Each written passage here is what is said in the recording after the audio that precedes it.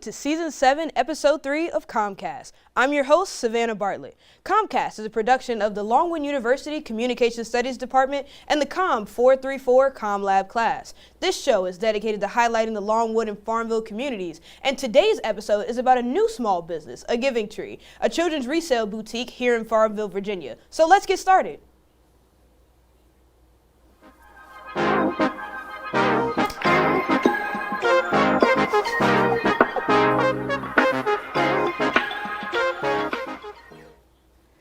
Joining us on set today is Dr. Adam Blincoe, a senior lecturer in philosophy and an honors faculty member here at Longwood University. He is also one of the owners of A Giving Tree. Dr. Blincoe, thank you so much for coming on the show today.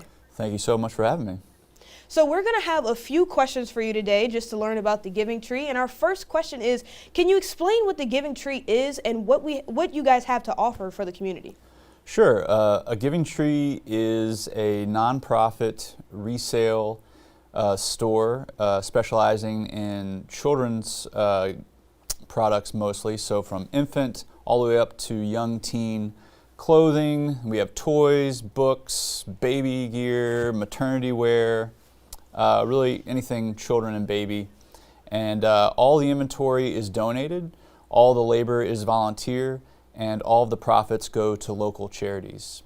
And so we're a nonprofit.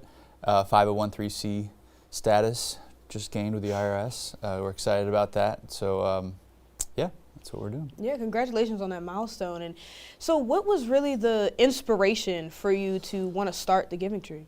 Well, I would say it's a few, well, perhaps the original inspiration, maybe as long as 6-7 years ago, my wife and I, Dr. Sarah Blincoe, Dr. Blincoe the Greater here at in the psychology department, we made a commitment that our family was going to only buy used clothing, except for underwear. And so we've been basically just buying used clothing since then, just as a way to be thrifty, but also to keep more clothing from going to the landfill, which happens quite a bit. And then I guess, you know, we're looking for ways to sort of contribute to the community. And we thought, you know, it'd be cool if we could do something that, you know, was oriented that way. At the time, though, there was already a couple places doing that. We had a used clothing place in town for children's clothes, the Carousel, and there was the Goodwill. Well, a couple years ago, the Goodwill and Carousel closed down within a few months of each other, and it seemed like there was this big niche, a need in the Farmville community, and then a building presented itself that might be good for an operation like this, and so we just decided to throw caution to the wind and jump right in, even though we knew absolutely nothing about running a clothing store or starting a nonprofit. So going off of like that initial start, like what was it like to start it with not having that background in business? Scary. It was frightening. My wife would probably say that doubly so. She was definitely the spearhead on the research and doing the legwork with the IRS. And there's just, you know, it's one thing to start a nonprofit, it's another thing to start a business, and it's a third thing to be able to wrangle volunteers. And we were trying to do all those things at once at the same time as like trying to get the word out. So it was overwhelming. But we quickly sort of got a few partners to help us and to give us guidance, and we found that a lot of people in the community, once they knew what we were doing, were really willing to help, and you know, without dozens of other people, couldn't have gotten where we are. So, you know, I know you originally said that you saw a gap in the community for that need for used clothing, but what is your overall goal like for the future of A Giving Tree? Well, yeah, so we do want to keep being a place that sells quality used clothing and toys and books, baby gear, but really the main thing is we want to take the money we make from that and write grants, small to medium-sized grants for community organizations. that are meeting basic human needs. So medical, food, shelter. So places like Habitat for Humanity would be a good example. And so that's the ultimate goal, just to get the word out about the store, have more people come in and buy the clothing, and then support those local organizations. Yeah, and that's an amazing goal. What would you want the community to know about the Giving Tree if somebody was to come ask you about it? The main thing I would want them to know is that it exists. We haven't been open that long, and I'm still convinced the majority of the average Farmvillian does not know that we exist. We are, we're on A Street, but it also fronts 3rd Street. So we do have a sign there, and you can kind of see it, but you'd be surprised how many people I run into, and they're like, "Oh, this would be great. I'd be so interested in that. I didn't know you all existed." So that'd be the first thing I'd want them to know, but also just that our stuff is really high quality. We sort out our donations, and the stuff we can't use, we get to other places, whether that be another Goodwill in another town, or all the way down to recycling as rags. We're actually starting to ask a few people associated with seed and some of the classes here. Shout out to Jacob Dolentz's classes, if they might be able to use some of the clothing that's not quite up to snuff to go out on the floor to recycle the fiber. So I guess I would just want people in the community to know, besides that we exist, that we're doing a lot of good with what we get, and we have really high quality stuff. So out of some of those things you just listed, what is your favorite part about running a Giving Tree? Favorite part?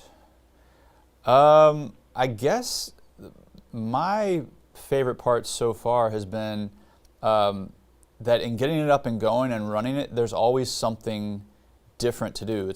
There's an incredible variety so if I'm the volunteer, one of the volunteers in the store that day, I could do, over the course of just a 2-hour shift, 10 different tasks, calling on 10 different skills. So it's never boring, despite what you might think at volunteering at a clothing store. There's always something different to do, some new challenge to think about, whether it be inventory management or, deciding what things are going to be priced at, or how you're going to arrange the store, or, so it's definitely a mind workout and entertaining at the same time. So that was our last question, and Dr. Blincoe, I want to thank you so much for answering those. But we're going to take a quick break and come back with COMMCast Trivia.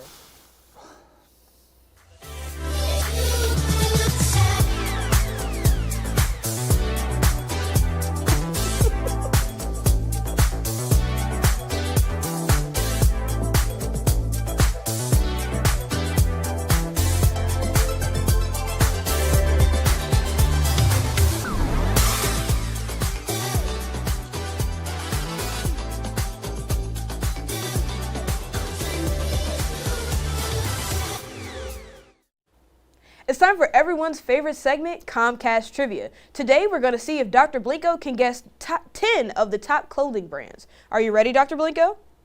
Sure. Sure, yeah. So, for our first logo. Nike. You got it right. Yep. There we go. Easy. All right. For our next. Yep, well, that was short-lived. You got it. Virginia is for Lovers brand clothing. That is incorrect. That would be Louis Vuitton. Oh, yeah, Louis. I don't get around much to his store. I know this one. It's the exercise pants stuff. Yeah. Lululemon? No? You're very close. Lululemon. Lululemon. Yes. Very close.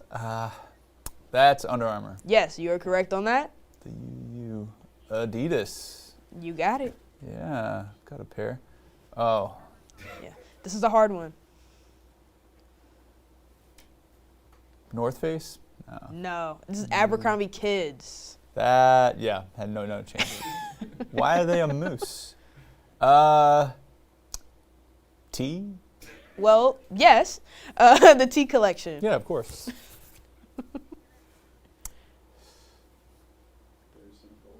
Jack Hanna Kids clothing.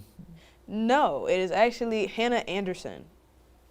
I don't know who she is. This is You're almost there. Vineyard Vines? Yes, you are correct. But it's a whale for some reason. And this is our last Vineyard. one. I have no idea. It's no earthly. No guess at all? Well, yeah, I got to guess the butterfly effect. That would be incorrect. It is class. Honest Baby clothing. Oh, yeah. Yes. Isn't that Jessica Alba's brand? I believe so, yeah. Hey, look, I kind of knew it. Well, thank you, Dr. Blincoe, for joining us today. And if you would like to visit A Giving Tree, the children's resale boutique is located at 201 A Street in Farmville, Virginia. Their hours are 10 a.m. to 5 p.m. Wednesday through Saturday. Thank you to everyone with CommLab behind the scenes, and thank you for watching. Join us next Wednesday at 1:30 p.m. on YouTube for another episode of CommCast.